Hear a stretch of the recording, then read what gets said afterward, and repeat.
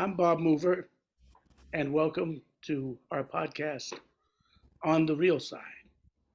And today, I'm delighted to have a wonderful musician, a former student, and lifetime friend, Mr. Hendrik Meurkens, is with us. Hi, Hendrik. Hello, what's up? It's been a Well, minute. delighted to have you here, as I said. And for those of you who don't know Hendrik, he's a wonderful instrumentalist on both the harmonica and the vibraharp or vibes. And he has made quite a reputation around the world. Um, first in Boston and then in New York for the last, what, almost 50, 45 years or so. Well, in America, in New York, I lived since '92, but the Boston years were in the late '70s, so yes. Right, around that time. And I just want to say a couple of things about Hendrik. I've admired him as a human being as well as a musician for a long time. Since we met, we go back to 1980 when I was teaching. I felt I had to take a little time off from New York and went to Boston for 3 semesters. I taught at Berkeley when Hendrik was a student at Berkeley. And I was there until Chet Baker gave me a phone call and said, "Don't you think you're a little young to be out to pasture?" I was 29. He said, "Come to Europe, just you and me. We got rhythm sections there." And so I spent the next year or so with Chet again, and we wrote again. But one of the delightful things that happened was I did teach at Berkeley for really 3 semesters, and I had all of these great students, among them Hendrik, Dave Kokoski, Wallace Roney, Greg Osby. Oh, I can't even mention all the people that were there, but it was a great vintage of Berkeley students, which we'll get into a little later. But among all of them, I always had this admiration for Hendrik because for well, he had a great survival instinct that kind of was. I've always considered him eminently sane among the people we've hung out with. Um, there was he has basically for the last 40, 50 years, who counts, several decades, working full time at playing and touring jazz and making a beautiful family, which we'll talk a little bit about that too. And you always had a sense of maturity to me, that you were dedicated and very single minded towards your objectives and undistracted by vices, which was interesting. That, among all the people we've seen, go in various directions, Hendrik was always there. He was focused on what he wanted to do, and you were in your early Yeah, 20s when we met each other, right? yeah, but barely 20. Yeah, early 20s, 22 maybe in 1980, 23. Yep, that's Yeah, about and it. I was 29, so I wasn't that much older Yeah. than my students at that time. But he was, and you've always been a very funny guy, very humorous and curious, and also kind of having a romantic, almost old-fashioned, what would be considered old-fashioned now. Of course, now if it was last week, it's old-fashioned already. But I saw somebody say, "Well, yeah, back in the '80s." That's an expression from way back in the '80s, and I'm like, thinking, wait a minute, what do you mean way back in the '80s? That was yesterday. But and not academic, educated without being academic, having a respect for tradition, but not limited by it, and understanding his influences, but also with the ability to transcend his influences and find something personal. And all of those things to me make up what is essentially a jazz musician. And That's it's interesting. Well, okay, I you take know, that. and sometimes you can throw in a social conscience, but not in all cases. Yeah. You And a know, lot of that is also, there's a lot of also European mentality, with all the what you say about sane and organized and dedicated and all that. That might be unusual for you, or it might be standing out for me. That is just basic European common sense, you know. You just, yeah. Well, that's an interesting point. I think I wonder too how that goes back to childhood too, because uh, you give me the impression, since we were talking of life, that that you had you must have come. We never really talked about this actually, your actual background of your home life, like growing up and everything. Would you? Well, Rodney Dangerfield once said, "The only normal people are the people you don't know well." Hey, here we Oh, go. so let us say, give us a little insight, could you please, of Yeah. your childhood, what your parents did, and what how you got formed. Well, I come from a functional family, you know, a traditional family that had no real drama or scandals that I know of. You never know what people think privately, but that was a family. There was nobody divorced and nobody, no single parents, and none of that's, you know, good old European family. And that is a lot. You know, that puts you on track. You are kind of, I see that with my own family and also in comparison to all the divorced family that I see here in New York. You know, that's if your family actually is a working, I mean, works as a family and there's no drama, Hmm. you are not hurt, or you are not, you know, you are not damaged. I mean, everybody has something, and I have my list of problems of everybody else, but there is none of this, you know, this drama and damaged and questioning the universe because you are alive, or all that. That doesn't happen, which I think is part of a traditional family. You know, I mean, this, now we're getting already into social and political and this and that, but that's what it is. You know, I mean, I Well, come from that was, that was definitely the traditional way, and it was a lot more. Still, we are of the generation where our parents, divorce was even considered still a little bit um, off of the norm socially, and this and that. Where the next generation, or toward my generation, and even in yours, it was starting to become a normal thing yeah. where you'd When meet I look kids. around here in New York, all the friends of my daughters, I mean, divorced and single parents is almost, I mean, it's definitely the majority, definitely. So it's normal. That's what is not my case. I come from, you know, born in 57, so that's still growing up in the 60s and 70s. That's a long time ago. You know, the world was different, Yeah, very much we so. can explore So, that and too.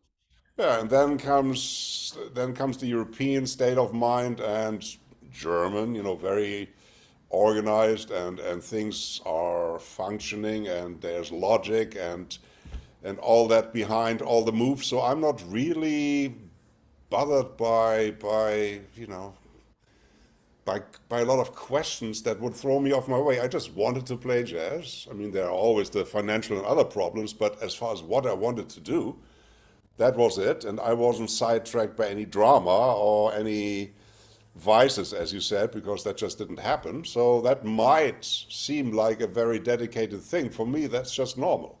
I wanted to play jazz. I didn't have to bother with drama or with addiction or I don't know what. I even didn't have to bother with a second interest, you know. Right. Well, You know, that's I didn't even care about sports or about whatever. I wanted to do that, and that's it. So that's, people always point that out. For me, that's just normal. I feel yeah. sorry for people who don't have that. Actually, I Well, don't understand. You know, when people talk about retiring, oh, I'm going to retire, or so and so retired. Retired from what to what? I always ask. What are you going to do? You retire what? You put your instrument in the box and then you breed pigeons, or you grow tomatoes or something? I don't get that I used whole to tell people concept. that musicians don't retire, we just die. That's right. Yeah, You of know? course. I think that is just normal. That doesn't even need any discussion. So this whole retirement thing is for people who whose job is not the passion. And passion is already a big word. For me, it's just normal. You know, oh, it's the passion. Oh man, he's an artist. He only is a, well, it's just normal. You know, I mean, Well, I came from a rather passionate background. I had parents that were both. My father was a trumpet player and had his own big band and had played with Tommy Dorsey and Steve Ack, was friends with people like Serge Shaloff, and that kind of thing. My mother had been a band singer with Al Donahue band, also studied at the Actors Studio. You're from Boston, right? I was born in Boston. Yeah, yeah, Sir Charlotte, that's the Boston scene, yes. Yeah, that was my father. He knew, he was part of that, and in fact had his own big band that backed Billy Eckstine. Where my dad had the house band at a place called the Salisbury Beach Frolics, Hmm. in, like a resort center in Massachusetts, Salisbury Beach. And when Billy Eckstine came to town, my dad revamped the band, and he said it was an incredible big band. He had like Boots Musuli and Charlie Mariano, Serge Shaloff, Yeah, Vardy, who used to run the Jazz Workshop, was a tenor player. He had Richard Twardzik on piano, damn. and he got like this. Herb Pomeroy was in the band. Joe Gordon was another trumpet player. My dad had an integrated band, and Billy Eckstine came to town and wanted my dad to become his musical director because he said he hadn't been knocked out by his charts being played that well since he had had the band, which was What? very important. And my dad didn't go because my mother was pregnant with me, and he didn't want to go on the road at that time. But I got a very nice electric train that Billy Eckstine bought me. Yes. But I always told people we were a very passionate family, and we often sang together. I said because whenever we weren't singing, somebody was screaming. So Good. the only way to stop the screaming was to sing. All right, also keeps the cockroaches away. It does, it does. We didn't really worry about that till later in life. But the thing is that with your family, I remember you said once that your family had the way you got into it was that your family owned one jazz record, That's absolutely right. and it was a line My of parents, my family, there's no connection to music in my family. My aunt liked opera and classical stuff. She took me to those things in Hamburg, but nobody played any. My father played very basic piano, but there was no musician in the family. There was no artistic anything in the family. I just heard one day that one record they had, Benny Goodman in Carnegie Hall, that famous record, Lionel Hampton right there. 1938 concert. Yeah. That is it. That was the record they had, and I heard it, and the rest is history. Then, back in those days, obviously, that's pre-internet, pre-CD, pre-cassette. That was the LP era. So I went into downtown Hamburg to the big record store that they had there, Steinway, the piano house. They had a record section there, and I just went into the jazz section and got something, and then from that one thing leads to another. But it's my connection to jazz is I heard something and I investigated. It's almost like Sherlock Holmes, you know. It's nobody made me play an instrument. I never heard anybody really in my family playing anything. So yeah, I mean, That turned to then you started to buy more records. And now, but before jazz, were you into any of the, like before I heard jazz? Well, I heard jazz in my house and everything, but before I really got into it, I had Little Richard, the Lively Brothers, rhythm and blues. yeah, That, funny enough, I was never really into pop music.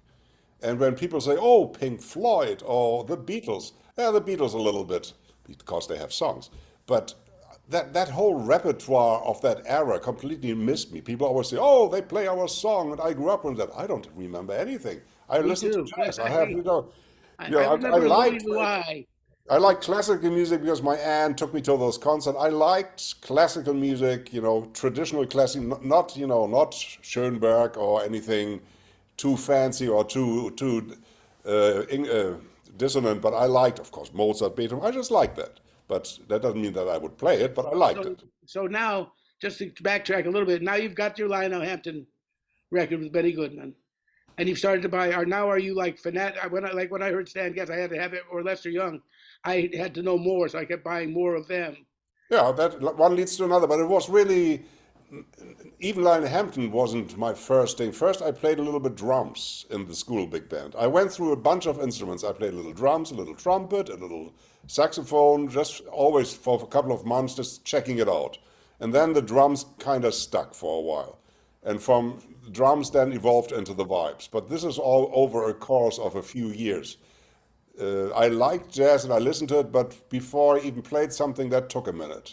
I went through, yeah, that wasn't right But you away. said you bought the vibes. In other words, not long after you heard the. Yes. So you had some vibes. Your father got you a set of your parents. Yeah, well, they had something, Vibes. those A yellow, Mueller or yellow pages, but they had these things in the newspaper, the section for sale. So I saw, oh, vibraphone something. My parents drove me out there, some suburb of Germany in Hamburg there.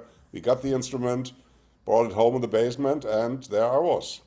so now the second question I have about your instruments is, you play the harmonica, which in your hands is a beautiful instrument. Most of us in America, Jessy was saying it's hard to. Uh, People have this association with cowboys, and you just want to, or oh Susanna. My brother actually plays some harmonica. You would love it. He could play oh Susanna, and he would have our dog, which was a little Yeah, Maltese, jump up sounds on her I hind might legs not and like that. dance to it. But she loved the harmonica that way. But what drew you to the harmonica? Well, Had there you is, it's a good very short answer. Toots Thielemans. I had no connection to the harmonica. I actually don't really like the harmonica per se. Everything you mentioned, there are two kinds of harmonicas. There's the chromatic harmonica and the diatonic. Blues, country, most, let's say 90% of your hear is played on the diatonic harmonica. That is the blues music and the country and all that. That's all diatonic harmonica. Classical music and jazz is played on the chromatic. Those are two instruments. And anything on the diatonic, really, I really didn't care. It's not classical that, music. I mean, I just want everybody is aware of Haydn's harmonica concerto, right? yes, and Mozart, they wrote whole books of harmonica. So classic harmonica means people are playing transcriptions. They play, actually, there are a few original harmonica works by now, but it started out with people playing whatever, Bach violin sonatas on the harmonica or something. And I said, man, if I want to listen to a Bach sonata, I buy a violin record. I don't need some idiot play it on the harmonica. So I did that whole thing. None of this interested me. And then I heard Toots Thielemans. So it's really, I don't really care about the harmonica if it's not in the way Toots Thielemans thinks about the instrument. Now, To how this old were day, you when to you this when you day. discovered Toots? How old were you now? Harmonica was later. The vibes I started with 16, harmonica I started with 19. So So you I really think I was started at barely 20. out of high school. I was just out of high school, and then I heard Toots, and then I got a harmonica, and that's when that started. Oh, that's interesting because I had thought, from the way you played, even when I met you, that really you'd only been playing 4 or 5 years. Yeah, but I was really serious. I mean, I I listened to see. it, I heard it, and I just did it, and all of that was self-taught. I never had. Well, there was a course somewhere in New York later when I went to Berkeley, like a seminar, and I met a guy and attended that. But harmonica is 100% self-taught. Well, There's there no was no taught harmonica anything. teacher at Berkeley that I can remember There's no harmonica teachers anywhere in those days. anywhere. Yeah, and that the You go buy a book or something, or the harmonicas come with a little leaflet, there are the I notes, remember this those little hole and the leaflets. notes, and you figure it out. I think all harmonica players, especially from my era, they're all self-taught. Uh-huh. You gotta Now figure it back out to yourself. in later on in life, or did you get to know Toots at all? Are you Yes. do some things with him? And can you give us We a met and I approached him, of course, humble and the big master, and he knew about me, and we did one production together in Berlin in the 80s or 1980 or something, a short little thing, and I went to his shows. But I was never really his prodigy or something. He never really, took me under his wing or warmed up to me. He knew that I was there, and that was kind of it. So, yeah, so you did have some contact, but I had some contact, yes. But not lessons. I just remember when we did this thing there in 1980, that was with one of those German radio big bands. We were hanging backstage, and in that half hour, I picked up a lot of information. Just him talking about a couple of things. But those 30 minutes was probably the only informal lesson that I ever had. well, well, that's interesting. So I was, when you were going to Berkeley, you actually were one of the few students. There were only a couple that outside of Berkeley, you were in my. I had different ensembles at Berkeley, and they gave me all the better students. I asked for one class of beginners because I wanted to deal with teaching beginners, but other than that, they gave me all the nines. Berkeley, you're rated by ability from Yes, one to nine. I So they remember said that. if you're a teacher, you should think of yourself as a 10. And, and so Hendrik was in my, well, a largely European class because they gave me what they did an interesting thing at Berkeley. Dan, um, oh, Larry Monroe, and was in the ensemble department then. He said, I'm going to give you one of our best American players, and then I'm going to give you another class of our best European players because these guys will probably keep you employed. They'll go back to their countries and and they'll want you to come over. Nice, nice. Yeah, And, good thought. Yes, it actually and does. sure Yeah. enough, 2 years later, David Klein, who played guitar and saxophone and drums and everything, another one of those guys, called and said, my mother, Miriam Klein, who's a singer, has a concert coming up, a tour coming up with Kenny Clark and Roland Hanna. Do you want to make that? I said, they were right. Wow. And Yeah. the other one was the American Cats, Wallace Roney and, with Jeff Watts and all those guys and stuff, Kikoski and Makoto Ozone. And anyway, also we played in a band called you had a group that was great, The Back Bay Boppers. Back Bay Boppers. And I played with you guys. I was one of we did a concert That's right. and that Have You Met Miss Jones? The famous Have You Met Miss Jones, my theme song. Yes. Yeah, we burnt on that, man. That was really a good The Back Bay version. Boppers. That's absolutely right. Yep. And Ralph Moore, Yes. who's a wonderful tenor player and has gone on to achieve quite a bit of recognition on his own. And Arling Aksdal on piano from Norway. That was Arling another. Oxnall, who I did a tour of Norway with later, Yep. in Sweden, a few years later, another one of the prophecies that came true. He came up and Yes. I had a funny one time I was there, and another American guy and I we were in Norway, and I said, "What's that cat's name over there?" And he said, "Man, everybody's name here sounds like Arling Oxnall to me." Yeah. Well, they had one tenor player in my days from Norway. His name was Odd. Odd, like weird. ODD. That was his. That was his. Odd. Yeah, his first name. Odd. Okay. Yeah, I knew it. I knew a tenor player from Belgium by the name of Koen. Here we go. I said, "Man, when you go to New York, you better change your name, because guess we go, hey, Koen, what over here? The whole club's gonna turn around and lynch That's you." right. So that beautiful violinist player, Uli violin, Bartel. Uli. Yes. What was his last name again? Uli Bartel. Uli Bartel. Yeah, Bartel. What happened to him? Good question. Uli Bartel went back to Germany. I completely lost track with him. He remains one of the most talented guys I know, and Me probably too. the best jazz violin player I've ever heard. Exactly. I was As going far to as say, taste and swing and understanding of swinging jazz, unbelievable. But I well, you don't thought know. when you'd hear him, you'd say, if Charlie Parker had played violin, he would have sounded like Uli Bartel. He was definitely, to this day, the tastiest and greatest jazz violin player I've ever heard. I mean, there are other great ones. There's always But great Uli ones, but Uli understood Bartel space. just had something. Hendrik, he understood space. A lot of That's the it. time, and also it's true with vibes. When you don't have to breathe, you can go on forever, and you don't know that the swing lies in what you don't play and where Yep, you're leaving out things. And he had a beautiful sense of phrasing that way. I agree. He did. Yeah, yeah.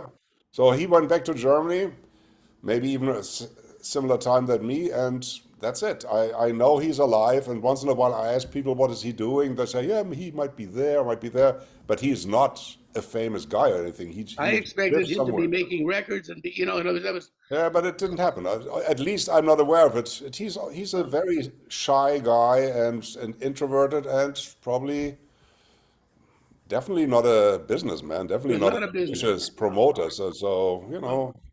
We talk about that in a minute, but I mean, I'm thinking.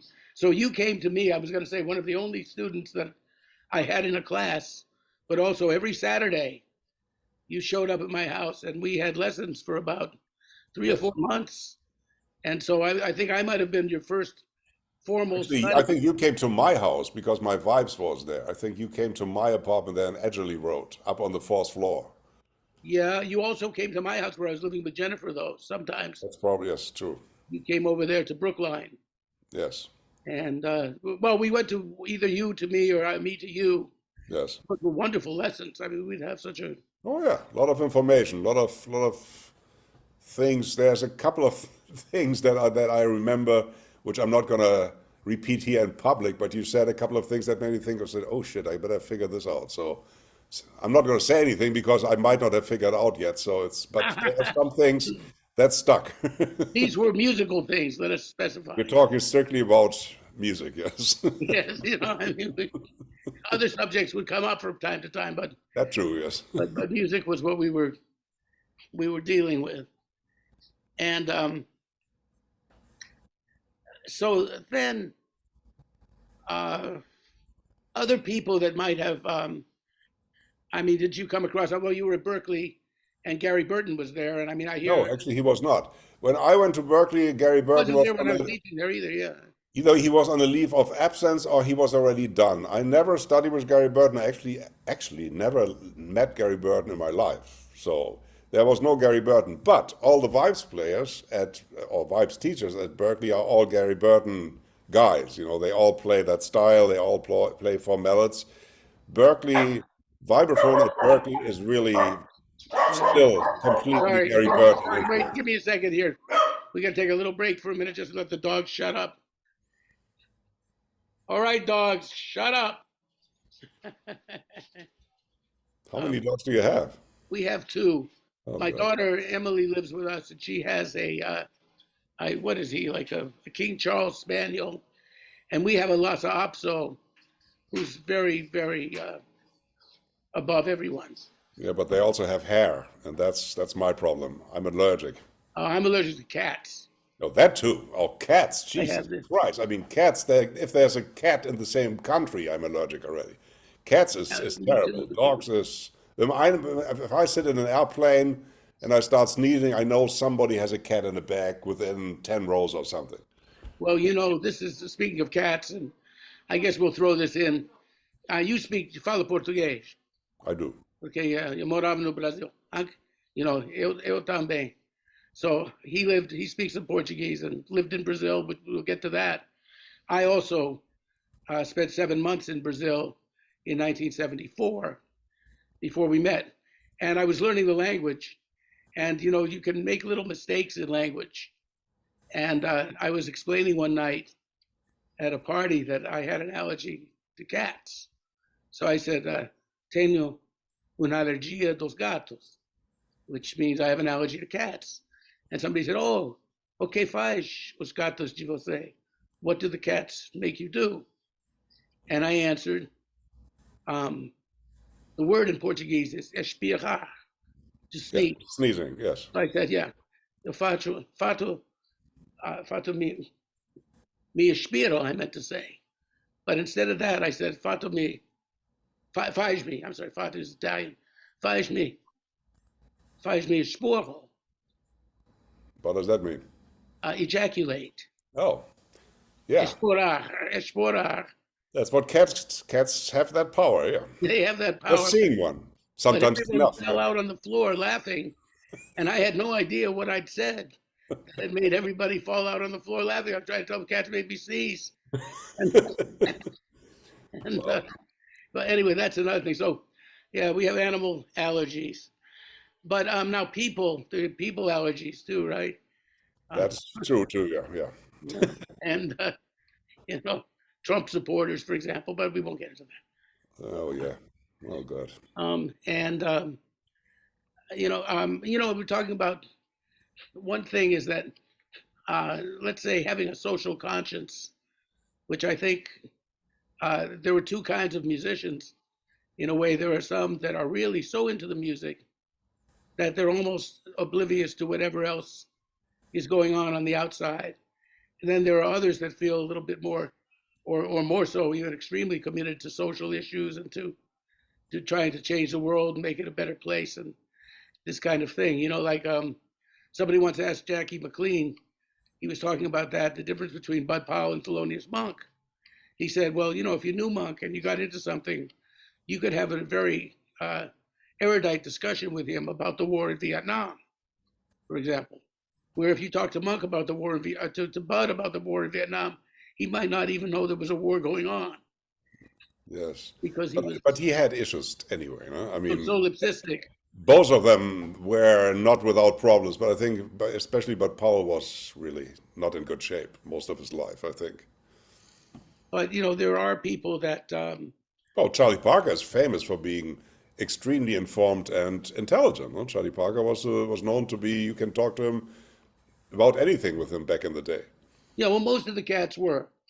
I just know that, like, but Chet Baker, for example, he might know something about what's going on in the world, but his world consisted of mostly always thinking about playing music and getting high. That was it. you Yeah. know, and women entered the picture too. But but it wasn't somebody who was extremely socially conscious. So what I mean to say though is, like, I saw that today you posted something in Facebook, a picture of a hand drawn map, Yeah. and saying, we're talking about the difference between the technological world that we live in now and the world of what The old anagram analog world before analog it world, all the analog, started. Yes. and that reminded me of the book Notes and Tones that Arthur No. Taylor put together. No. Oh, you would like that. It's a book. He interviewed about 20 or 30 cats, and he asked them all mostly the same questions. Everything, how they were brought up, and that's that, to what sports they're interested in, and this and that. And he has Kenny Dorham as among the people he talks to. And the interview with KD is especially fascinating to me because it's around 1971, right before he died, year before he died, I think. And one of the subjects he mentions to everybody is technology and machines. And this is the early 70s. And Kenny Dorham, who was fortunate enough to get to know, um, was one of those people who all around brilliant. He could, talk about a lot of things, and he was informed of them, and he was a deep thinker. So they said, AT says to him, "What do you think of electronics?" And KD says, "Well, I just have a feeling that it could be dangerous in the future." I'm paraphrasing him, because it takes things away from the man who owns the hand. He says the way it is, people go, you want milk, you go to the milk machine. In the future, it could be you want music, you go to the music machine. He said, and the end result of this, he said the worst case scenario for this is that we end up with generations of mutants and freaks. That could still happen. We are on our way, especially with the latest thing, the AI, artificial intelligence. I think we really touched into something dangerous there. I think we Yeah, haven't seen yet. We haven't seen anything yet. This, I think, is gonna. I think that at some point down the line, a couple of decades down, we might have to deal with like 80% of unemployment or something worldwide, because most of the stuff is gonna be done, artificially. And then what do you do with those people? How do you keep these people happy and quiet so that they don't revolt and kill each other? So and the other thing is they're going to keep life going. Maybe these people are going to live the average life of like 300 years at the same time. wonderful, yes, great. There's a lot of scary potential. But my point there on Facebook was that, before that internet kicked in, first of all, you had much more time for anything, just because you had more time. You weren't distracted, and you had to take care of your shit alone. Like the maps, you had to actually look at a map and figure out how to go from A to B. With GPS, that skill is gone. Or anything, if you wanted to have music, either you buy an LP or you go to a club. Those are your two options.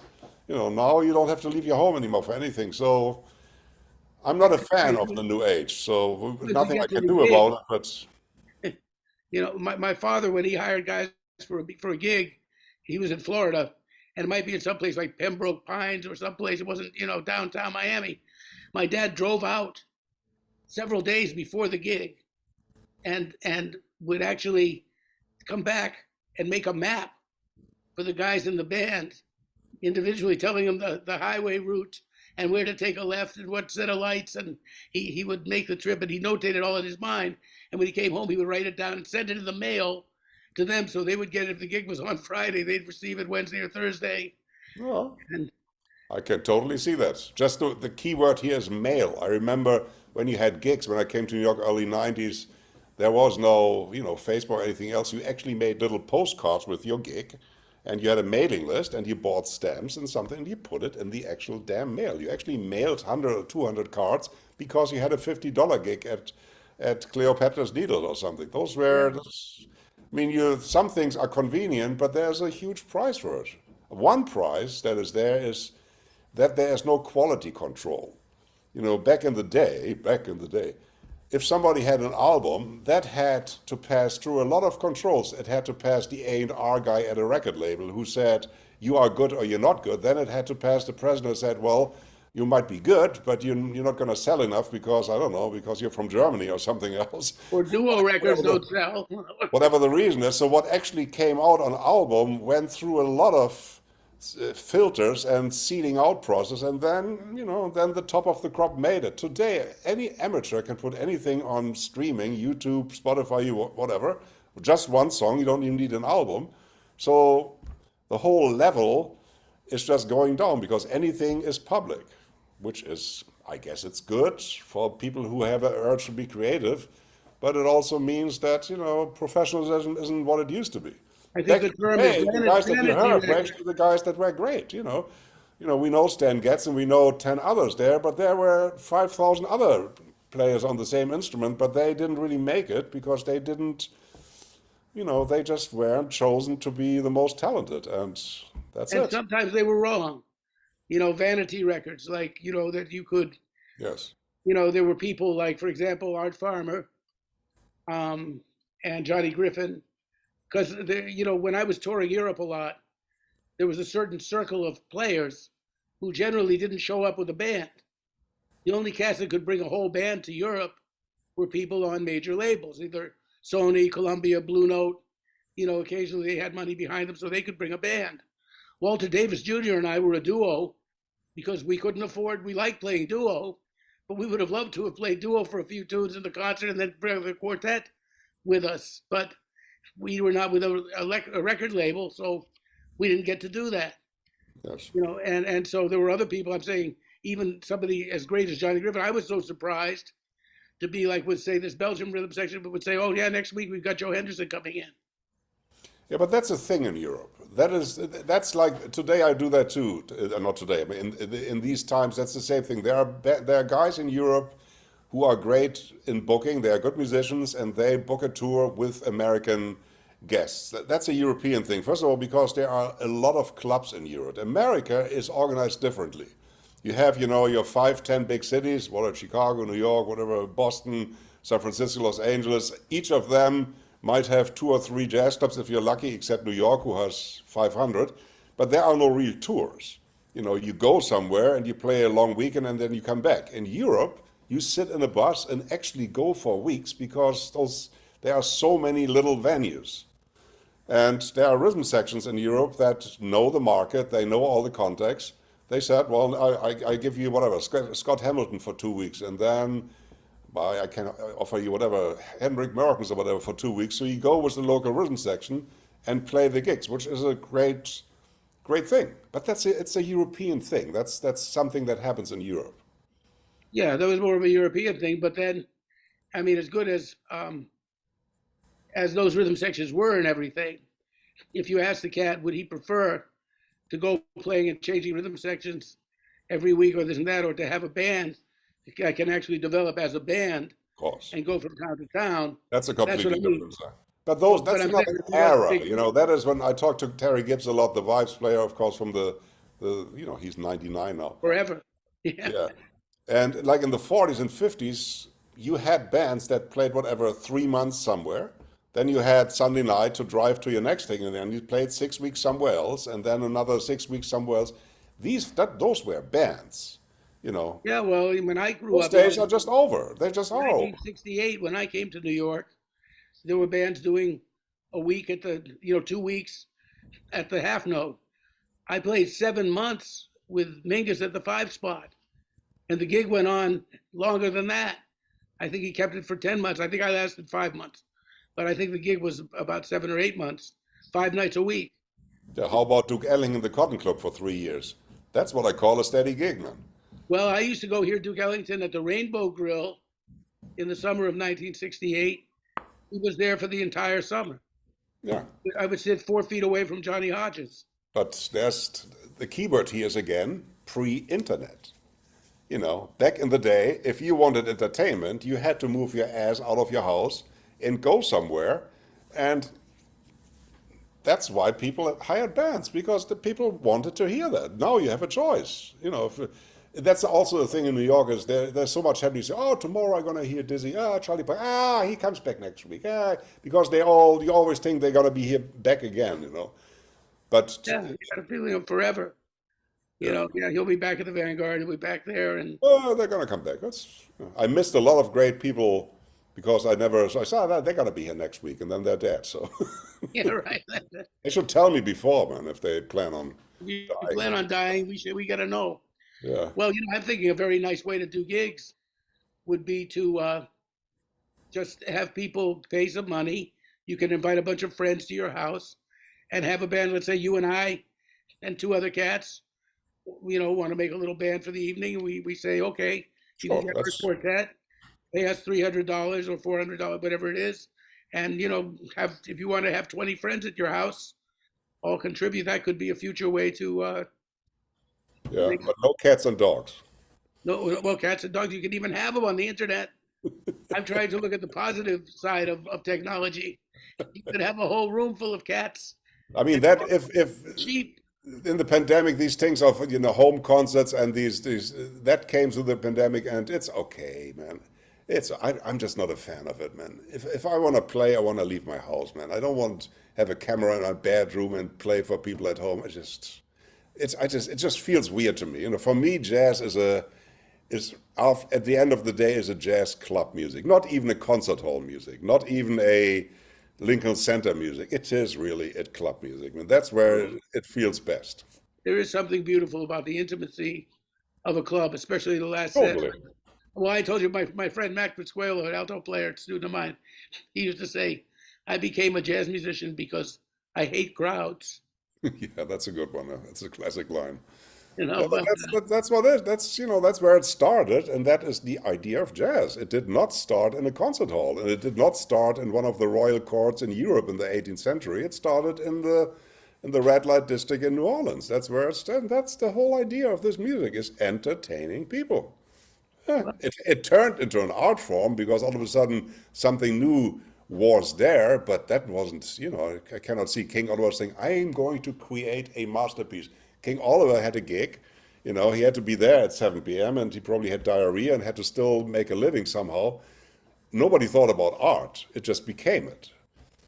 But then it split, then the entertainment side of jazz split and the art side and the entertainment side became really stupid, smooth jazz, became really far away from jazz and the art stuff became too cerebral and too intellectual. Yeah, I think that as of the early mid 60s, jazz is not for me the classic period of jazz ends like the mid 60s, when fusion started. I think that's when the ting ting ting era stopped, and yeah, no more, like Lester called the titty boom. yeah, exactly. So it's people can argue that and people might not agree, but for me that is kind of the high point. For me is the Miles Davis rhythm section, Jimmy Cobb, Wynton Kelly, Paul Chambers, and the versions of that, something around that time. That lasted for 5, 6, 7 years, and then jazz took another turn, then it went somewhere else, if you Yeah, still well, want to call it jazz. that's true. I think that happened. And I think that, when you realize that some of the Charlie Parker live recordings, there's one at, at a ballroom. I think it was at the Audubon Ballroom, but it wasn't there, somewhere around there. And that was actually a dance as a tribute to Paul Robeson, raising money, a fundraiser for Paul Robeson, who had trouble with the anti-American committee, the un-American activities, blah, blah, blah, house. And it was to raise money for that, but it was actually a dance. And Bert is playing this incredible, stuff. And you say, wow, that was actually people were dancing to these, Well, things. people were dancing to Count Basie, people were dancing to Duke Ellington. Yeah, well, that was the tradition for that. That's You know, what that a funny was. story, funny story about Chet Baker too is that whether it was stage fright or I'm not sure what it was, but we would have these important concerts that were basically paying for the tour. Jazz festival, a big, room for maybe a couple of thousand people and that kind of thing. And Chet would either show up late or show up totally disinterested and just kind of go through the motions, another day, another dollar, this kind of thing. And we'd have a nice reception and, people dig it. But, and then after the concert, he'd say to me, Bob, I got some friends, this local rhythm section, your French cats, and Eddie Louis or something. And he'd say, they're playing on the roof of a hotel and they're going it late. Let's go over there. And then he would play like an angel in this little tiny club or a smaller venue. And what you're talking about, all of a sudden there would be the real jazz would happen, Yeah, can see that. you know. Yeah. And but now other influences that you had, did you get to hang out? Who were people that, I mean, I had some influence on you for a while there when we were Yes. studying and hanging out and doing all that.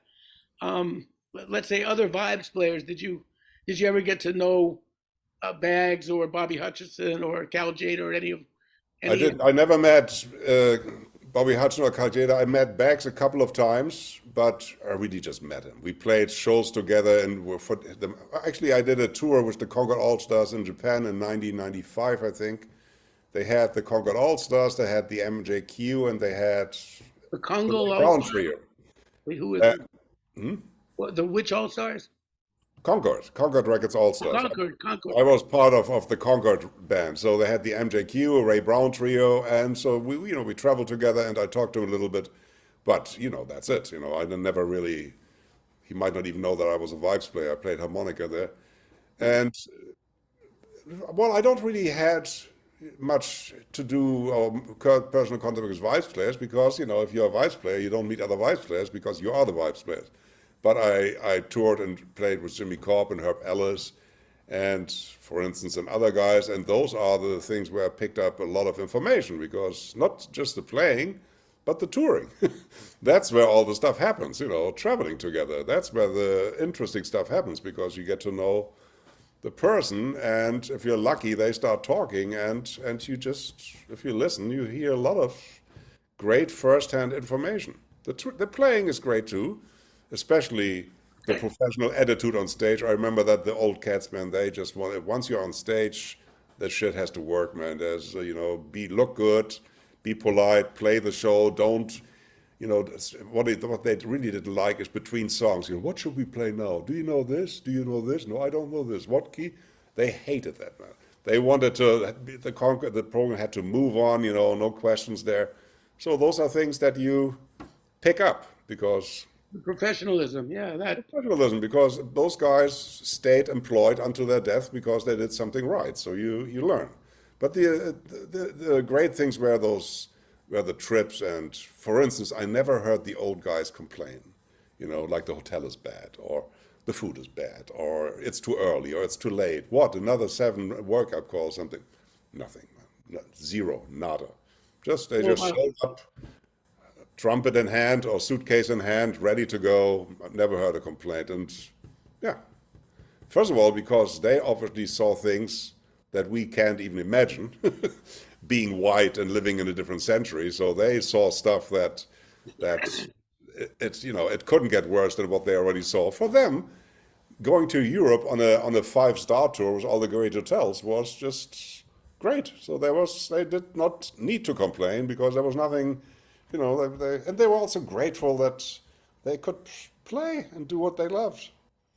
Complaining is if you're too comfortable, and I also, that's another interesting thing between Europeans and Americans sometimes. I don't hear too many Americans complain about anything because it's not pragmatic. It doesn't get you anywhere. Europeans, different. They have opinions and they lay it on you and they tell you what they think and they tell you what they think about you and they tell you about their moods and all that. And that's all nice and whatever, and it can be interesting, and it can be interesting, but it's very un-American. In America, you I would start. say there's a difference, though. I would say most of the black musicians I know have no qualms about expressing those opinions. I Maybe. would say the white Americans, if you got to draw a line in that, it's sort of a way that we're raised or that's raised. If you're not growing up in the black society, you can. I mean, most of my black friends have no qualms about saying that the food stinks in this restaurant. That Yeah. you know, Yeah, I mean, but you ever eat not dinner with really Ray if Kroc? you're not when you're on the road in Europe because they didn't want to, they didn't want to mess it up or they didn't want to destroy the vibe. I don't know, whatever. I would Yeah. say, there's that, but um, I just remember that there were, I would think like this cat will complain about that being a black guy, and I said that's good because I would complain about that. I would I have no qualms about. I try not to complain because I'm very happy to just be there. Yeah. First of all, you're just happy to be working, and you don't want to, but um, you know, uh, and I know that Europeans are a little stricter with what they want than what they get. They're more outspoken, Yeah, but opinionated. yeah, I would say that could one could say that. You know the story about the nun who she joins a convent with it's 5 years of silence, and then you speak to the Mother Superior. So after 5 years, they say, "Okay, Sister Mary Magdalena, do you have anything to say?" She's been silent. She says, "My room is cold." And 5 more years pass, and she sees the Mother Superior, and she says, "Sister Mary Magdalena, have you anything to say?" She says, "My bed is hard." 5 more years. Well, Sister Mary Magdalena, what have you to say? She says, "I'm leaving the order." And the Mother Superior says, "And not a moment too soon. All you've done since you've been here is complain, complain." Good. Nice. Okay. You know? That So I worked. want to. So then you came to New York. Let's get your chronology. Get a little bit back to that. You Yes. you, you came to New York. You were in Boston. You graduated Berkeley, but you stayed in Boston. No, I did not. I You went graduated right to New Berkeley in York. What 1980 happened? and I went back to Europe. I lived in Europe for 2 years. Then I went to Brazil. That was my year in Brazil, 82, 83. Then I came back to Germany and moved to Berlin for 8 years. And then in 92, we came over here. Ah, I didn't know all that. I Oh, know yeah. you'd been in Brazil. You and I ran into each other in Hamburg when In I was Hamburg, yeah, where there was that Chet Baker, yes. I was with Chet Baker, and I don't That know. was that was pretty early after Berkeley. Could have been 90, 80, 82. I think it was 81 even. Yeah, yeah. That was pretty much. I just got home from Berkeley. I stayed in Hamburg for a couple of years. That was in Hamburg, of course. And then I went to Brazil. And after Brazil, I moved to Berlin because Berlin is really, and still is today, it's definitely the hippest town in Germany. Really? Berlin is like New York is not America, and then Berlin is not Germany. It's like a special cultural island. And it always was like that. I mean, Berlin in the 1920s was the most liberal and most poppin' place in Europe. I saw a And cabaret. then after the war, when it was West Berlin, it had a special status. For instance, in East Germany, you had to go to the army. There was draft, but not if you lived in West Berlin. So, but as a lot of these people who were interested in that, they moved to West Berlin.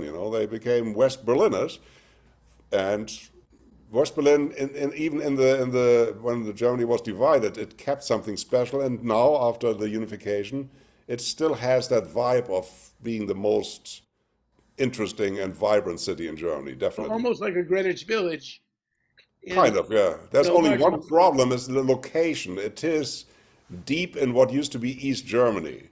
So if you want to drive from Berlin to anywhere, Hamburg or Munich or Frankfurt, it's a long drive because it's a little remote. That's a Right. It's long. the only. I think it's the only part of Germany I was never in. Really? Yeah, I mean, I was all over with Chet. We were, Yeah, but that was in before the unification. In those days, to going to West Berlin was a schlep. You needed your passport. You had to pass through the East German territory. You had passport control entering East Germany, passport control exiting East Germany. That when was the was unification? 90, I think 90 or something, 90 90. Yeah. something like that. And in those years, with the like 80s when you toured, that was not part of Germany. It was legally it was, but it was somewhere else. You had to go through the east, behind the Iron Curtain, to get to West Berlin. It was a schlep. Uh-huh. Now you're recording in others. Okay, so you went back to. I'm getting your chronology together here. Just it's interesting. So you went back to Germany for a couple of years, and now you used to kid that you're Dutch.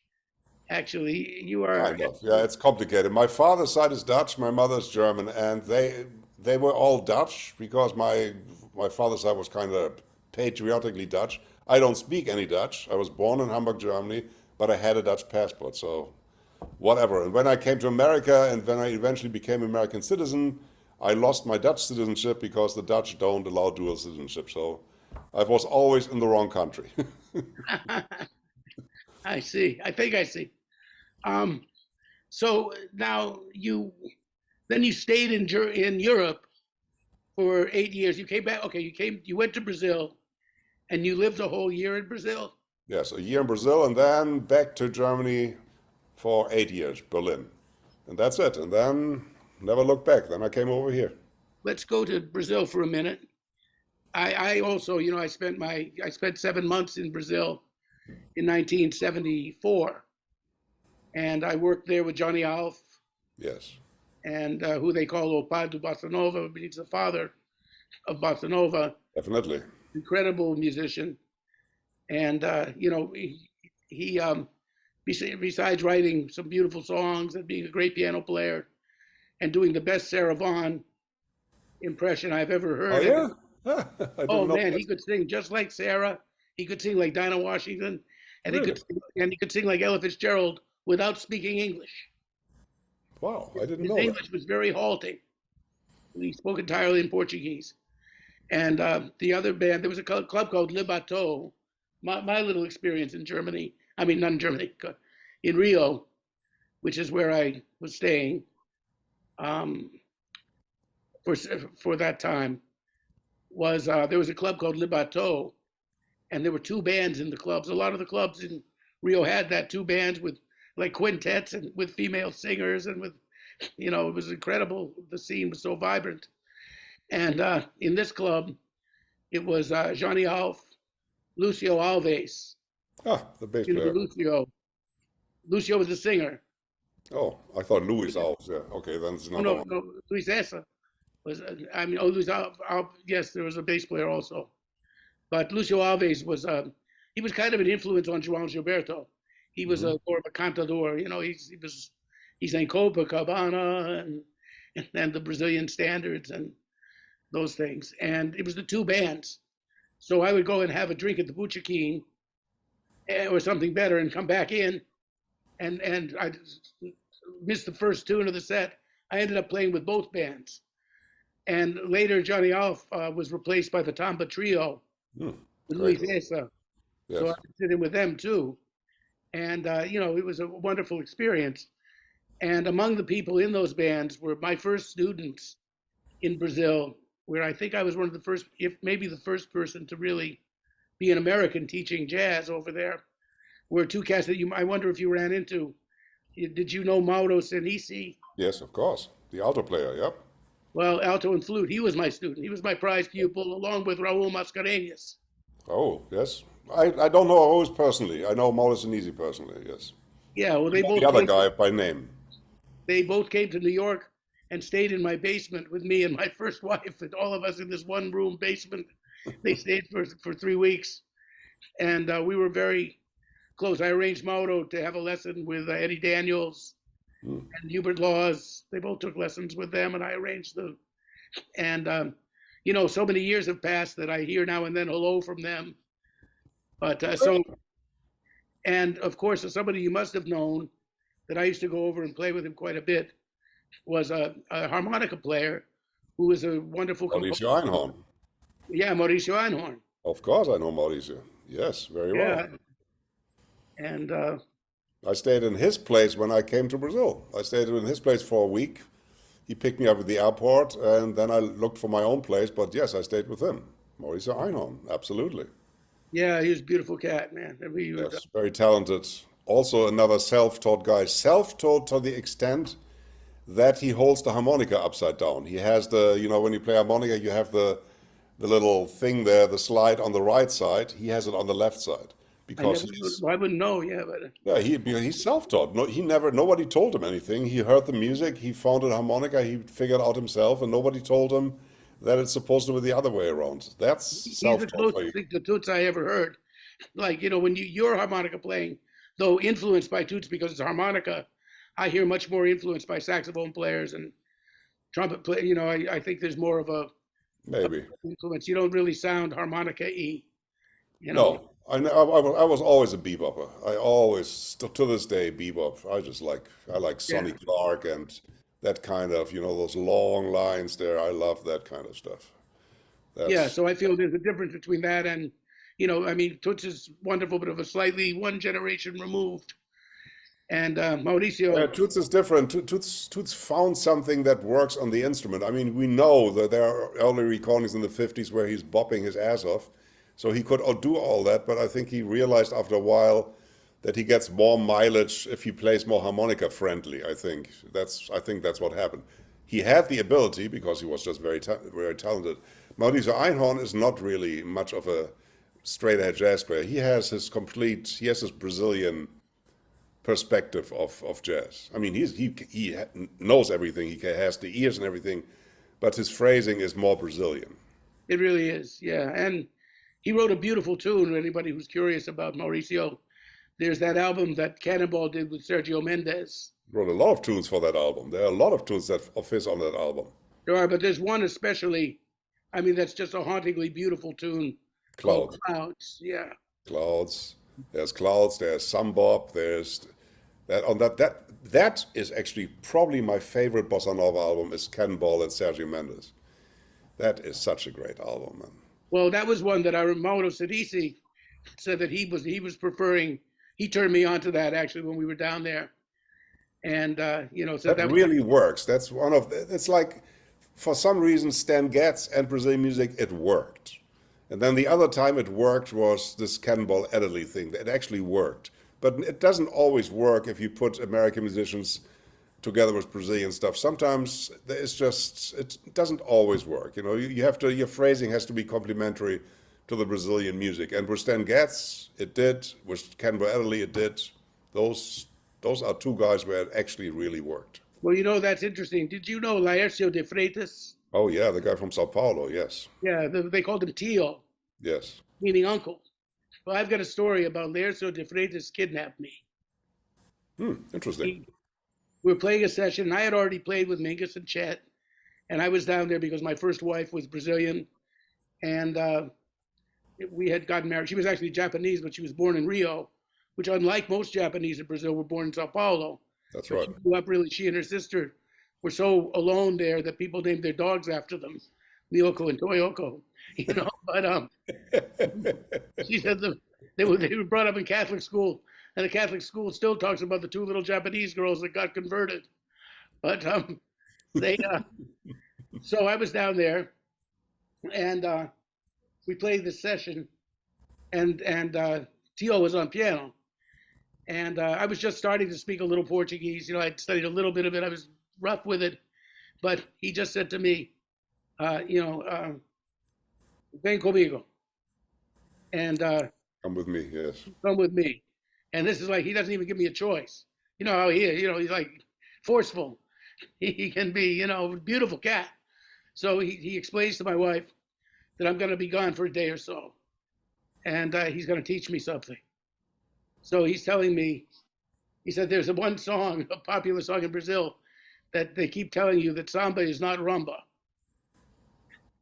and that samba, he said, first of all, we're in two. You can't put us into four. We will not go into four. This music is not going to work in four. You're still thinking in four. So the first thing, get that out of your head. And the other thing what he really wanted to do is he loved my tone on the positive side. And he had written this theme song for a movie, In Search of a Movie. And he wanted to make this recording of it with me on my saxophone because he loved the way I played melodies. He had good parts of it. It was something, but parts, but Yeah. the rest of it, he said, look, there's this kind of thing of ga ga ga ga ga ga ga ga ga ga ga ga. He said, and chico to chico chico chico.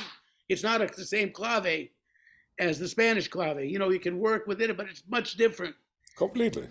So he sat down, basically kept me for a day and a half, and we just basically stayed up for those days, and we played for 2 days. And at the end of those 2 days, I had a much better Hmm. concept of Yes. of what that was. So when you're saying, what I mean is that you do have to come to it on its own terms, Oh, yeah. And Stan was such an instinctive cat that he really just felt, because it basically he just played the melody. He just did what he And he did. also doesn't really, he leaves space, you know, he doesn't force his eighth notes over something else. When he plays bossa nova, there's a lot of space and a lot of, it's not continuous eighth notes. You know, if you play continuous eighth notes, first of all, in Brazilian music, there would be 16th notes, and they can't have a triplet feel to it. You just have to, it's just some things, you just have to get into it. I don't know. As you are lucky you had a great teacher, and if you don't have a teacher like that, you just have to get into it and figure it out. And you can also not lay back. That doesn't really work at all. If you lay back like Dexter on with the Brazilian rhythm section, it sounds like you're on the wrong recording. Just doesn't Yeah, work. so that you're playing the previous tune. That's right. You can't lay back. It has to be on top of the beat and anticipated. Those are just things that you have to figure out. I mean, I'm still far from playing that music perfectly on like a native, but you know, you learn over the years. You also, at some point, you feel when it works better than other times. Did you know those cats in Boston? There were a bunch of Brazilians, Ricky and I don't. There's the one guy as Jan Guest that I know who was a harmony and piano player, harmony teacher and piano player. But I did not know a lot of Brazilians back in the day in Boston. because For there were start, there was one cat and he wrote a bunch of things, and he made a record Chet recorded with yeah, that. Ricky Pantoja, yeah, Yeah, he made a record in Paris. That's a very nice record, yeah. And it is. there goes there you see again about Chet Baker's talent. They are all originals. And Chet Baker learned all these tunes. You know, they are not easy tunes. So Chet Baker learned these original tunes, played them beautifully, probably in an afternoon, I suppose, you know, because I couldn't see that they had long rehearsals there. And there's Chet Baker's talent, man. Well, Some they people, gave him the music in advance, and because I was with Chet around that time, and the thing that was funny was he had the music, and Chet could he could read very well because he'd been in the army band. oh, he could. I didn't know that. Yeah, he could read notes. You could put anything. He could sight read the circus, Oh, but he didn't know anything technically about changes. If you put a set of changes in front of Chet, he needed to hear them. Once he heard them, and he knew what his first note was, he had it. yeah. And Maurice Einhorn has that same talent. Maurice Einhorn hears harmonies and doesn't know what it is. And when he composes, he always has a partner and he's plays the melody and then he plays the chord in single notes, do, di, da, da, and says, that's the chord, figure it out. Oh, it's a C major 7, but I don't know what it is, but that's the chord. I So it's just the spent same a thing. few days doing that with my daughter, who's a wonderful singer songwriter and guitarist too. But she's playing and she writes these wonderful songs. And I'm writing. She's got to do a tour now in March in Belgium, and there's a band. So she's usually done things by herself, and she wants to do a couple of tunes with a band. So I'm there writing writing the chords down, and she's playing one note. Usually I can hear the progression, but she's not always 2-5-1 either. So I'll say, "What? This is ungrammatical, but it works. Sounds good." So I have to hear them one by one what notes Yeah. she's playing, and that. But just Mulligan, I've quoted this about him before. He said about Chet. He said, "Well, Chet knows everything about chords except their names." Nice. And you know, That's good. and Chet also had an interesting thing with eighth notes, because I noticed I was playing with Lee Konitz a lot when I was playing with Chet. I would play a little bit some nights with him, some nights with Lee, and it was an interesting thing because with Lee you laid back. That was that whole Tristano way of phrasing, of playing everyone on the lines, laying back as far as possible, and doing this. But if you played Conception with Chet, I remember we were going and I was still laying back.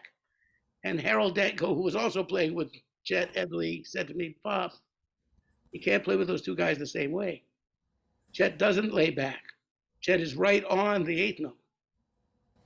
He's right on the beach. So, Interesting. Yeah, interesting. so you would be, so that's why Chet's eighth notes, Chet could actually play strings of eighth notes. That's what I mean with the Brazilians. Yeah, it worked. He Yes. put them, he knew how to put them on top. Yeah. He instinctively, That's a great album. That's great for many reasons. For the Brazilian feel, for the composition, and for Chet Baker just fitting in really well. That is a great album. Of course, nobody knows the album. It's one of those 50 European albums he made every year. right, So but I don't even know what it's called. I don't know either. And But I can't remember the I name had of it. it. I know the album. I had it when it's probably somewhere in storage with my other LPs. Well, I'm let's very tell well. people the name of the person who it is, a group of, it's like a quartet from I think Brazil. it's Ricky Pantoja, I think is the piano Ricky player. Pantoja with a J, right? Yes, that's the piano player and leader. So I think Right. if And you Google Chet Baker, Rick Pantoja, then it probably shows up somewhere. Yeah, it's great. it's a great record. It really is. Yeah, And so then who else did you like? Well, of course, Claudio Roditi. yeah. Claudio, that is a major influence in my life, man. I mean, I met Claudio. We met him. I met him through you the first time, and when we hung out somewhere. And then later on, I met Claudio in the 60s. yeah. Well, I met him. I think Oh, didn't he really? play with you in Boston somewhere? I met him with you somewhere. 1970 with Victor Assis Brazil. Yeah. So, but when I came to New York in '92, Claudio really took me under his wing and introduced me to everybody. Uh, And of course, for samba jazz, Brazilian jazz, Claudio Didi remains the king. He is just the cat because he plays so great in both worlds. He's a great straight ahead player. And then when he plays jazz, he puts Lee Morgan on top of Brazilian music, and it's just unsurpassed. A lot of Brazilian musicians, when they play jazz, you can very strongly hear the Brazilian side. It's very Brazilian. With Claudio, I never had that feeling. Claudio was equally at home in both styles, and that's what it takes to become a master of samba jazz, I think. I think yeah. he still will always be the king. There are a lot of great musicians now, and as the jazz education opened up so many doors, there are great musicians in Brazil, but there's something about Claudio of being like the messiah of samba jazz that hasn't changed for me. Yeah, I think he was, he definitely did that. They had a band called Ocinco in Boston. It was around, was I? Yeah, 1970. Claudio and Victor Assis Brazil, who was a wonderful alto player, Yes, also had a big band. And we started to hang out together right around that time. And we were close, yeah. Then I had my quintet in New York. Either he or Tom Harrell would Yeah. alternate on trumpet, and Mark. Claudio was kind of flying under the radar. Musicians knew him, and then all of a sudden he got the gig with Paquito, and then he became known globally. Then he toured the world with Paquito, and then later, of course, with Dizzy's United Nation Orchestra, and then he became a major name. But before that, all the musicians knew about Claudio, but that was it, like musicians, until he joined Paquito's band, and then that changed everything. Yeah, that was his first real.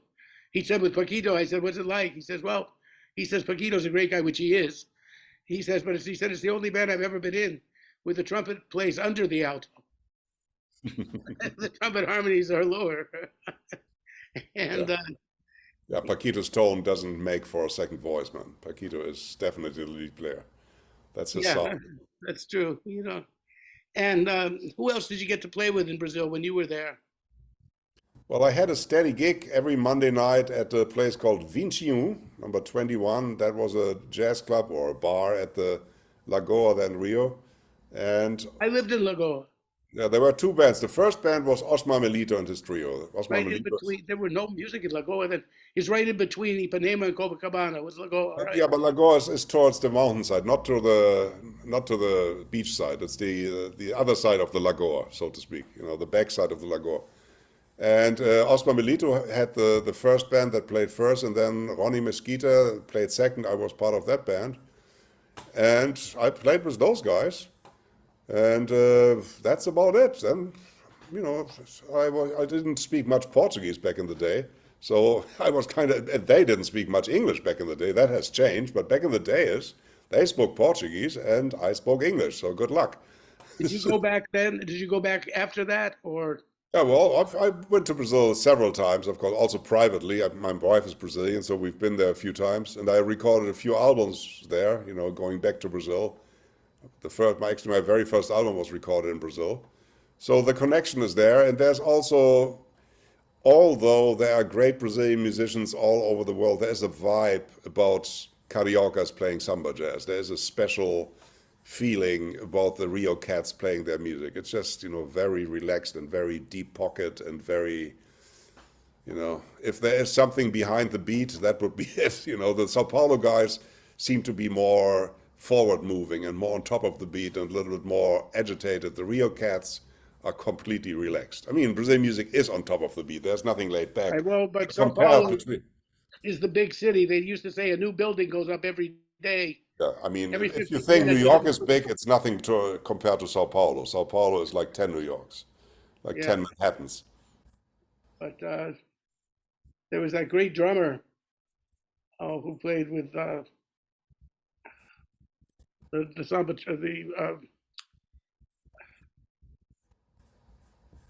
I'm sorry. Let me scratch that. Anyway, there was a cat. They were out in Sao Paulo. Sao Paulo. I only made one trip to Sao Paulo to I've hear never been to Sao Elis Paulo. Regina, and there was um, gosh, yeah. I didn't really get to know Sao Paulo. I spent all of my time in Rio. Me too. For me, it's the essence of Brazil. People can debate that. Some people give a lot of thoughts to Bahia as the source of the African element. That's all good. And I know Sao Paulo is the business center. That's all nice. And there's the Nordeste. All of this is good. But the essence of Brazil, people really don't want to hear this who are not from Rio.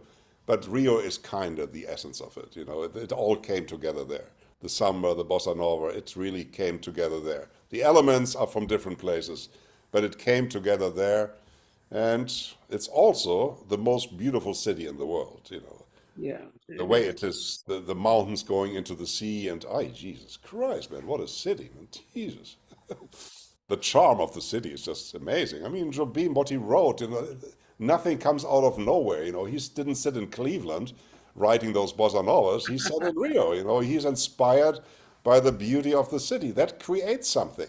Bossa nova is beautiful music from a beautiful city. Yeah, and that was that's like well, it's the same kind of thing. I mean, even though now we have Brazilians in New York, when New Yorkers would play bossa novas, it sounded like it sounded like a bar mitzvah, Bossa mitzvah, yeah, that's a good. bossa mitzvah, a bossa mitzvah music. That's good. Thing, Bossa mitzvah. and and then there was the same thing when we heard a rock band one night in Brazil. These cariocas were trying to play like punk. Punk was just coming on the scene, and I remember my first wife Miyoko and I were sitting there listening to them, and it was like, what's wrong with this picture?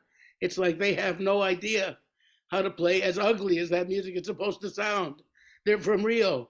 They've got the sun. They've got this. They're trying to be ugly as they can, but they But there can't. we go. That's the essence of everything. German music, classical music is German because the Germans are German. The blues is African American from the South. They're alive, and bebop is the energy of New York City, and bossa nova is the relaxed art of living of the cariocas. Everything has a place.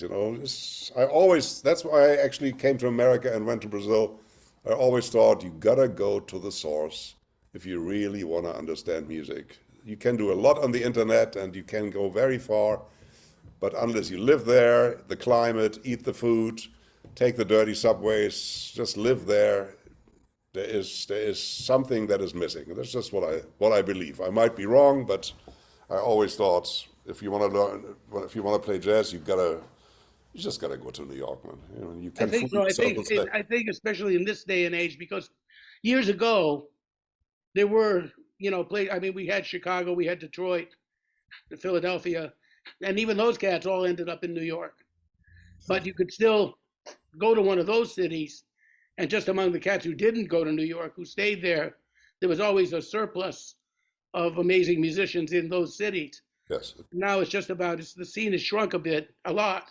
So yes, anybody who really mostly you can't really sustain yourself without a university gig now, almost even in New York as well, where you can actually make a career and not be traveling all the time or not be teaching. Yeah. So, now you've managed to I'm amazed with you. You've been able to have a nice family life, do a certain amount of teaching, and I mean, a certain amount of touring, not too much teaching that I know of. I do my teaching. I teach at the university in Connecticut, but it's not full time by any means. It's just a little bit. But you got to do what you got to do. You also have to remember that for band leaders and for composers, all the royalties went belly up. For a while, Right. royalties that you made through your tunes or through your record sales, or at least you could sell CDs on gigs, that was another source of income. That is all gone. There are no more royalties. You can have a hit on the radio and you still won't get any royalties. 0.05 cents on Yeah. Spotify. So teaching is really an important thing. But back in the day, people weren't really interested in teaching. That has changed. If you're lucky, if you have some kind of teaching gig, because it makes up for what is lost Yeah, in on that side. it's true. Now, oh, the drummer I was trying to think of was Edson Machado. Edison Machado, yeah. Well, I mean, he was in New York too for a long time. Yeah, well, That's the he did guy my who studies influenced too. all the jazz Brazilian guys to Duca da Fonseca. That's all Edson Machado influence. And yeah, was it Chiao Neto was another guy, a bass player. The bass player who played with everybody was Sergio Mendes and Jobim and I used to everybody. play with him. With those cats, they were all down there. And I'll tell you a beautiful story about the Brazilians. Mauro and Mauro Sinise and Raul Mascarenhas. Lucio Alves was from a place called Minas de Gerais. Yes, alright. My wife And is from there, yes. your wife's from there. Yeah. Well, it's sort of like Texas in the sense that we have a place. Um, I tell her that. She's gonna love that. I Very mean, nice. That's the end of my marriage here. This podcast is the official end of my this marriage. could end your marriage. I shouldn't say it, but so it doesn't matter where he was from. But let's just say that for some reason, Lucio was a little bit shady at times. Oh, So the way I stumbled into this gig at Le Bateau was Dave Liebman had been in town with Miles, and Liebman and I spent the day practicing together. We'd been close to each other in New York, and then he told me the night before he had gone to this club and sat in with the band. So this night he was just hanging out with Miles, and I didn't really, I don't know, I didn't like the band. I didn't like what Miles' band was playing, and I didn't have anything to say to Miles really. So I mean that's strange passing up that experience, but I didn't feel like doing that. So anyway, Dave said he'd been in this club the night before and he'd sat in. It was a nice band, and probably like went down one night with my horn. So I was there for a period of time. I was going to be there for another 5 months or so. So well, it's supposed to be only another month, but then I ended up staying longer because I got this gig with the band. So I brought my horn down, and Mauro and Raul were there, and they really liked my playing, and they said, "Why don't you come tomorrow and play?" And then they said, "Look, Lucio wants to hire you, so he'll be your official employer." But I would be playing, like I said, with him. Then I go out and have a caipirinha and come back and play with Johnny Alf, and it was paradise. yes, I can see So that. now Lucio turns to me one night and he says, I have a really good tour coming up, and I only want to bring you. I want to bring the rhythm section and you and these other two saxophone players. Um, we don't need them, so Nice. I can pay you really well, and but just we don't need these other guys. Like why don't you just come and I'll pay you really? It was good money, and I didn't even consider it because these are my friends. These guys have become my best friends. We're hanging out all the time together, and they're studying with me, and I'm studying with them. Learning the Brazilian music, and I'm teaching them, bebop harmony and all that stuff. And they're as good of friends as I've had in my life. So I said no. And as I was leaving Brazil, they gave me parting gifts of like a cuica and the cerveza cans with the rice in them to make some rhythms and go and all these things from Bahia, and they were wonderful. And I told them the story. I said, by the way, Lucio asked me to go on the road with him and without you guys. And I thought that was like, really, you got to watch this guy. I don't, and they started laughing and they said, really, huh? They said, well, we got something to tell you. The first month you played in this club, he didn't pay you anything. He didn't want to he'd take any money out They of the paid bottom. him. They paid you. We paid you. And Nice. I cried. I I just thought you cried. didn't take the gig. That would have been really nice, huh? Yeah, that would have been something, right? But All right. Fire away. uh,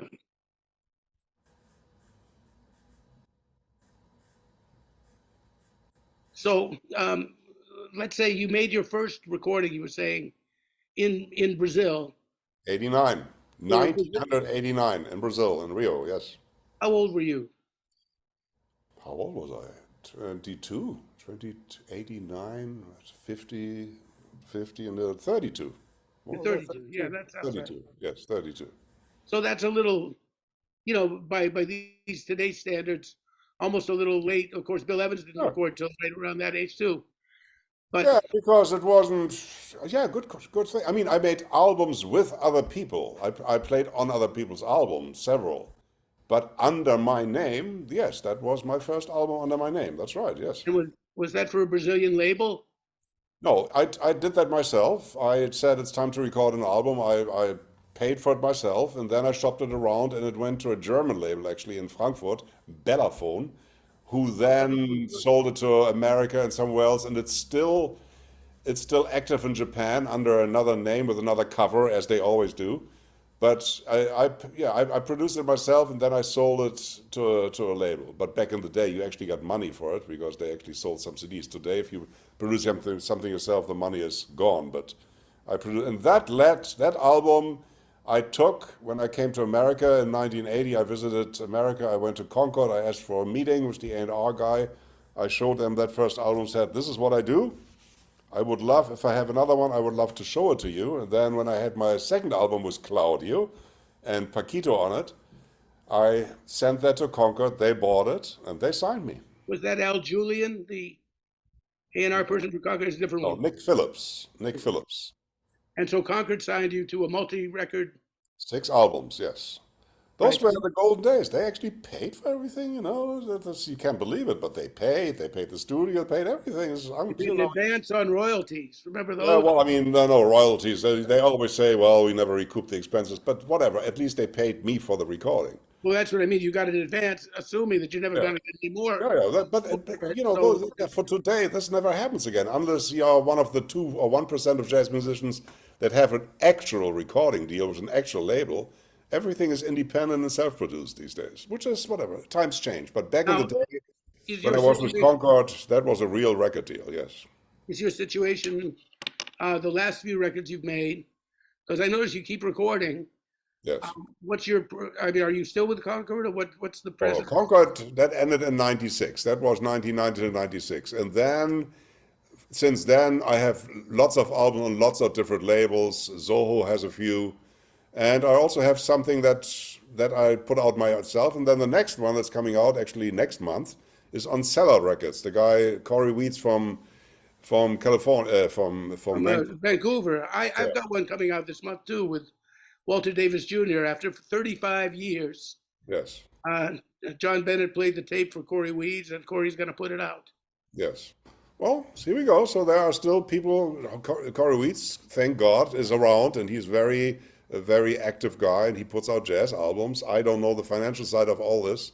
I don't know if it makes any sense for anybody to produce albums, but the music is out there, so that's all I care about.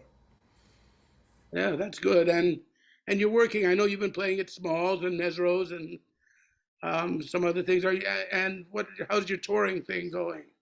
Well, there's always something. The touring, the actual touring, like you said, the Chet Baker things where you are a few weeks somewhere, that has changed. I do that once in a while, but I do more like, you go somewhere, they fly you out for a concert, or they fly you out for 3 days, or something like that, and then you come back. It's more like, a nice big fat gig somewhere, but it's not a tour where you sit in the bus for a long time. That still happens in Europe. I do that once in a while, but it's more other things. You know, I've been to well, Costa Rica and Miami in September and October, or Hong Kong. You know, somebody is interested, they bring you over for something, one concert or two concerts, or concert and workshop or something like that, or concert and recording, So and are then you you get back working to New through a York. booking agent, or are you doing all your own booking? Oh What? no, no, I don't have anything. They get in touch with me. I don't even push it. I'm not a good businessman. I'm not a good salesperson at all. Yeah, I'm kind of like that too. But Yeah, I can't do that. I can't tell people, please hire me. I just can't do that. I don't believe in that. You know, I mean, I know it's you should do it, but I always figure if there's interest, it has to produce interest itself. You cannot force people to like your work. I don't believe in that. that's a beautiful way to put it. I mean, I don't know. I never knew whether that was because I had real sincere, deep convictions, or because I just had insecurity. But I think you it's a make it seem talent. You know, there are more people appealing. who are just natural salespeople who can walk up to people and sell their shit, you know, and effortless. And as a matter of personality, I'm not that kind of guy. I piss people off. So it's better if I don't talk to anybody. Yeah, that's like you know, it's like a car with only two gears. Yeah, Very, here we go. very humble and extremely aggressive. Oh, yeah, that's I don't know exactly. what's in the middle. You That's, know. yeah, yeah, that's not my thing. Yeah. Yeah, I understand because I'm a lot like that too. So anyway, I'm glad you're still producing and you're getting to spend more time with your family, which you have a couple of children. You even are a grandfather now. I got two daughters and two grandsons. Yep. Really, that's wonderful. And what are they? Your daughters are have professions and My one daughter is what is she actually? She's working promotion for a publishing house and doing her masters. That's the mother of my two grandsons. oh, The other one works for one of those shoe companies and is doing promotion for them. So one is in New York, one is in Brooklyn, one is in DC. It's all good. Good it's all family. good. And just a little bit about you met your wife when you were living in Brazil. No, in Berlin. She came to Berlin, Berlin to do her law degree. She's from Brazil, but she came to Berlin. We met there. and she's a lawyer. No, she's a real estate broker now, but she came to Germany to do a law degree, and then things changed or whatever. First, I mean, first she had to spend a while learning, you know, real good German to get admitted to the university, and then at some point we already left to America. So now she's a real estate agent. And well, this has been a fascinating experience, man, getting to talk to you and Yeah, catch nice, up fun. and learn all these things that I really hadn't known about you. And I'm thinking, it's very nice and very proud of you as a former teacher of yours Thank you. to see the kind of man you've become. But you were always that way, so you know, you know, you've been an individual. And give me 1 second here. Excuse me, Yvonne. I don't need law and order out here. Yeah,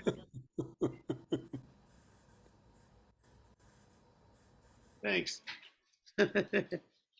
I might need law and order in my personal life, but You might definitely need law and order, yeah. that's an interesting ear training exercise, right? To transcribe that, But the law and order theme. I don't know that. It does a couple of interesting modulations. Yeah. Never watched it. Well, the theme is worth watching. They're also, they're showing on the waterfront on the Ted Turner channel this week Hmm. with Brando, and that's an interesting film for a number of reasons, but it's the only film score that Leonard Bernstein ever wrote. I did not know that. And there are recurring themes through it. Each character sort of has it was really an innovative way of, like he did everything to write a film score. Yeah, interesting. I didn't know that. I should watch that. Yes. Yeah, there's Terry's theme. It comes up when he enters, and with I somebody informed me of that, so I'm recording it this week so I can watch it. I never watched it paying a special attention to Oh, yeah, music. exactly. I know the movie, obviously, but I never thought about the Bernstein side of it. Yes. Yeah, so I'm looking forward to doing that. And man, I hope we can play together. That's the other thing. Yeah, I've been I'm playing at my around. We are house. still young, kind of. Yeah, and I play at my house. I've got a nice um, Kawhi uh, Kawhi upright. Just gotta put the two dogs in the closet or in a plastic bag or Well, something they'll go to the neighbor, or we'll have them take a long walk. in the Uh, fridge somewhere. yeah, you are allergic to dogs. That's right. Yeah, not only that, I just have a dog thing. There was a couple of things. One is the thing I went on tour with Herb Ellis in Germany, and his wife was with him, and the wife had I think, a white or a black coat in January, and we went somewhere, and there was this huge white dog. Oh fuck, man! And crawling up on her, and the whole black coat was for white dog hair. Since then, man, I don't know. It's something.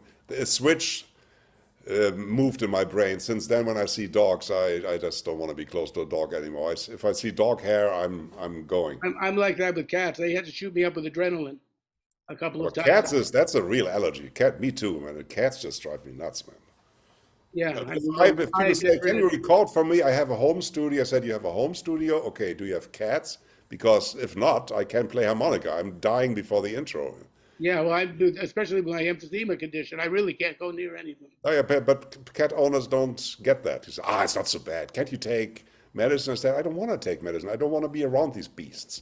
Yes, exactly. I'm right I with don't you. take medicine. I just don't want to be next to them. Take your fucking. Have you, by the way, I guess we can stop recording, but have you heard of this? But oh no, I'm going to say goodbye to the thing. But before we do that, there's a thing called far play, where you can actually play unison, play without any time delay, while being in two places.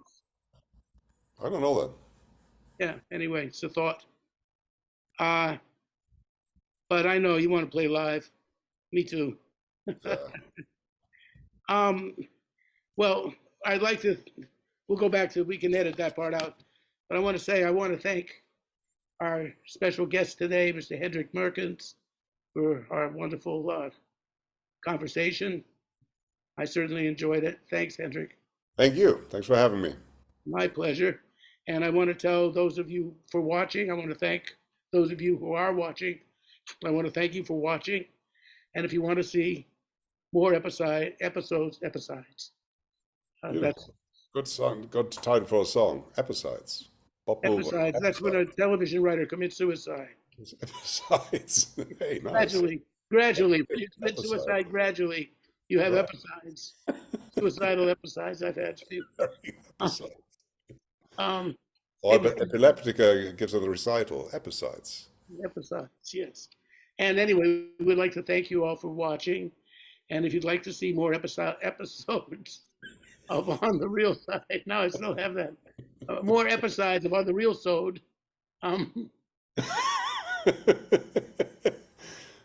Yeah, we prompted that. We added that. Yes, like this one. Then you could please like this episode and subscribe to Bob Mover Jazzability. Episodes. Yeah. Jazz episodes. And tell others to join and watch this too.